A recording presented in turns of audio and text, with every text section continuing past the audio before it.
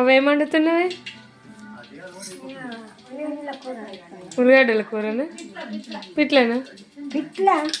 ఏం పిట్ల? శనగ పిట్ల. పొడి పిట్లనా? ఏ పిట్ల? పొడి పొడి. ఈ ప్రెగ్నెన్సీలో అయితే అమ్మమ్మ వంటలు అయితే మస్తు మిస్ అయినా.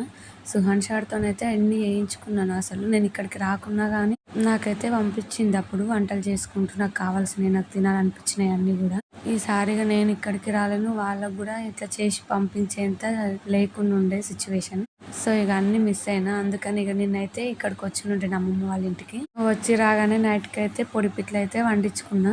ఇది మాత్రం ఎవ్వరు మంచిగా చేయరు మా ఫ్యామిలీలో. మా అమ్మమ్మ ఒక్కతే మంచిగా చేస్తుంది. నేను ఒకసారి ట్రై చేసిన కానీ అమ్మమ్మ చేసినంత టేస్టీగా అయితే రాలేదు.